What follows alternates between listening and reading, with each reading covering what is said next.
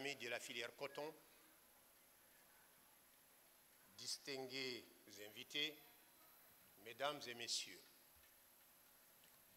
il est pour moi un honneur et une joie profonde d'être ici à Dakar, ville cosmopolite, ville de culture, ville chargée tant d'histoire. Nous exprimons notre profonde gratitude aux plus hautes autorités de la République du Sénégal pour avoir accepté d'abriter et de présider la cérémonie d'ouverture des 21e journées de l'Association cotonnière africaine, ACA. Leur engagement en faveur de la filière coton africaine mérite d'être souligné et félicité. Nous tenons également à remercier M. Papa Fata Diagne et le comité d'organisation pour l'accueil chaleureux et fraternel dont nous continuons de bénéficier depuis notre arrivée dans cette agréable ville de Dakar, capitale de la Teranga. Oui, c'est la capitale de la Teranga. Nous pouvons en témoigner de cette Teranga. Monsieur le ministre, nous vous remercions d'avoir accepté d'honorer de votre présence ces 21e journées de l'ACA. À tous les participants venus d'Afrique, d'Europe, d'Asie et d'Amérique, nous vous souhaitons une cordiale bienvenue à Dakar pour ces 21e journées de l'Association cotonnière africaine. Les 21e journées de l'ACA se tiennent pendant que l'environnement économique mondial est de plus incertain en raison des multiples décisions, souvent contradictoires, prises par la nouvelle administration américaine. Ces décisions affectent les cours de bourse et le dollar. Quant au marché mondial du coton, il montre depuis un an une tendance baissière qui nous plonge dans l'incertitude. C'est dans ce contexte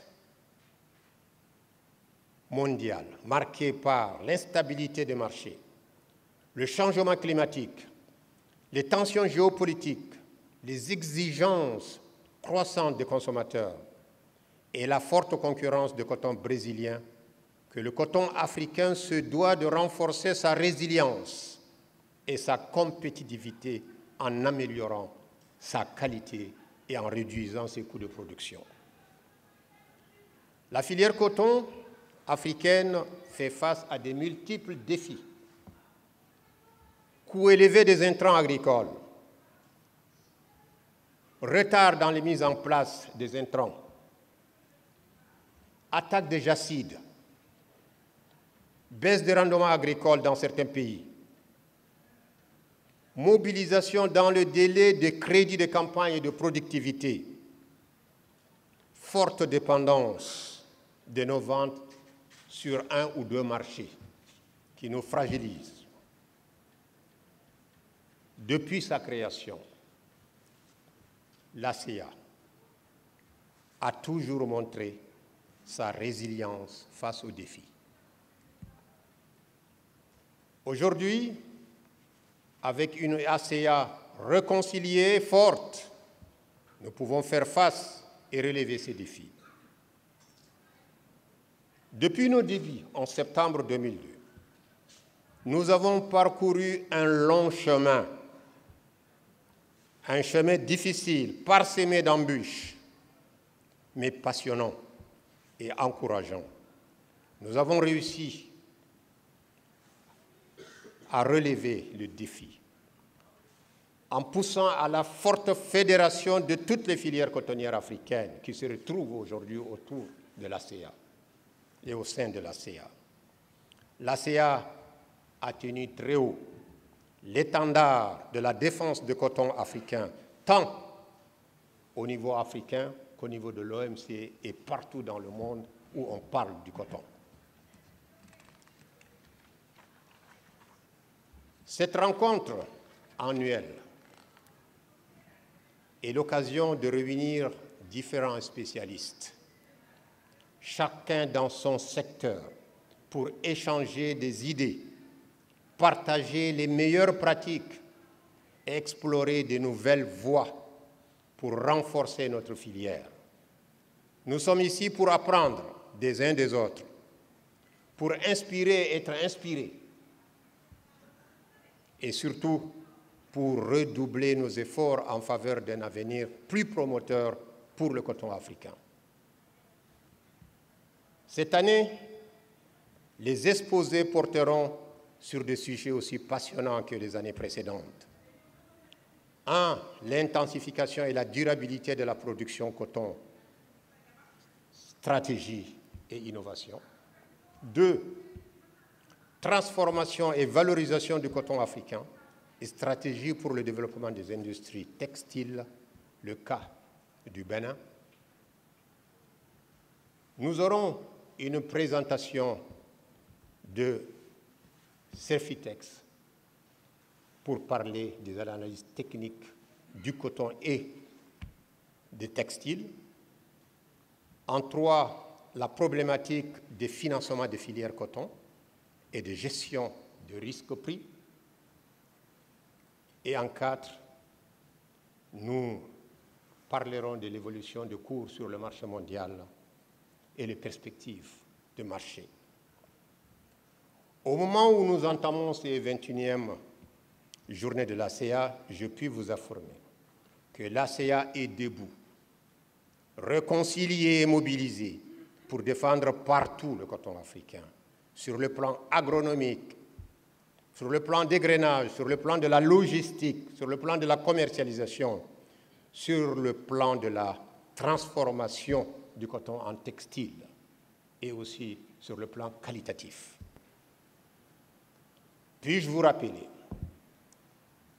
en 2024 et 2025, la commission des écarts, la commission qualité et classement a fourni un travail remarquable en renouvelant les standards de coton africain à Bobo-Dioulassou et en faisant la comparaison avec les types de ventes de toutes les sociétés cotonnières en Côte d'Ivoire, à Yamoussoukro.